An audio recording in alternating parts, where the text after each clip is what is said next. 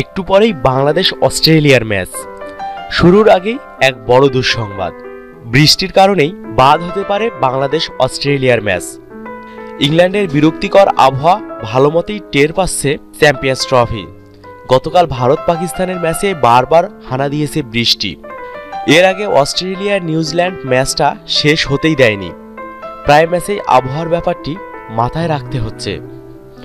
আজ আবহাওয়ার যা পূর্বাভাস, তাতে বাংলাদেশ অস্ট্রেলিয়ার ম্যাচটি সম্পূর্ণ হতে পারবে কিনা তা নিয়ে রয়েছে সংশয়। এবারে চ্যাম্পিয়ন্স ট্রফির দুটি ম্যাচ দিবারাত্রির, এর একটি আজকের ম্যাচ।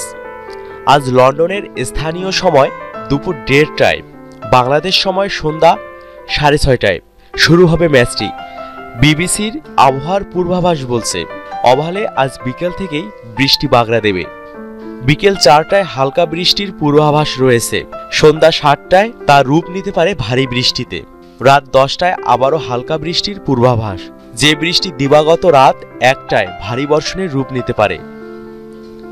বেলা 1:30টায় শুরু ম্যাচ স্থানীয় সময় রাত 9টা 9:30 পর্যন্ত গড়ানোর কথা রয়েছে।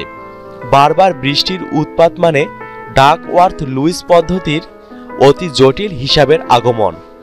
বাংলাদেশ অস্ট্রেলিয়া দুই দলকেই ডিএল পদ্ধতির হিসাবটা মাথায় রেখেই খেলতে হবে। বাংলাদেশের রণকৌশলে বৃষ্টি ব্যাপারটা তাই মাথায় রাখতে হবে। কমপক্ষে 2 ইনিংসে 20 ওভারের কম খেলা হলে বাতিল বলে গণ্য করা হয় ম্যাচটি। আপাতত যা পূর্বাভাস, তাতে ম্যাচ পরিত্যক্ত হওয়ার সম্ভাবনাই একেবারে উড়িয়ে দেওয়া যাচ্ছে না।